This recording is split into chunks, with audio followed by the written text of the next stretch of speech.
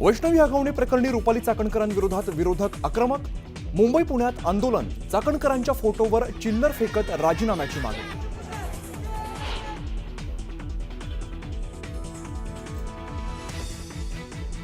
वैष्णवी हगवणे हुंडाबळी प्रकरणी गुंड निलेश चव्हाणच्या अडचणींमध्ये वाढ. हुंडाबळी प्रकरणात निलेश चव्हाण सह आरोपी. कुटुंबालाही चौकशीसाठी घेतलं ताब्यात.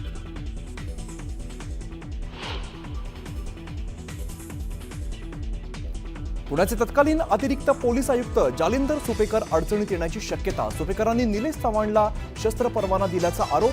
तर सुपेकर हगवणे कुटुंबियांचे नातेवाईक.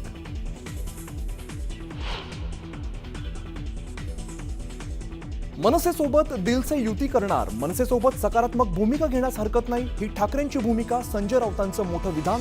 तर पडद्यामागून युतीची चर्चा होत नाही, संदीप देशपांडेंचा टोला.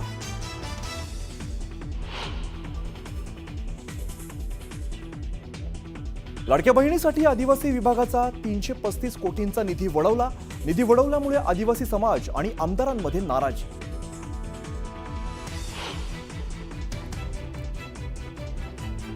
राज्यातल्या शेतकऱ्यांसाठी आनंदाची बातमी. मान्सून केरळमध्ये दाखल.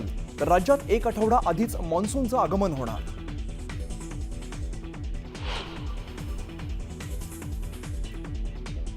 दोन 2024-25च्या आर्थिक वर्षासाठी पीएफ वरील व्याजदर मंजूर. 8.25% व्याजदर केंद्र सरकारकडून मंजूर.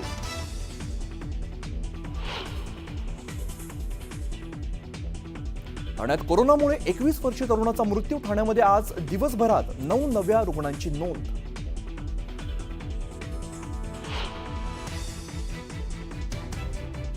इंग्लंड विरोधातील कसोटी मालिकेसाठी टीम इंडियाची घोषणा. शुभमन गिल कर्णधार तर ऋषभ पंतची उपकर्णधारपदी निवड.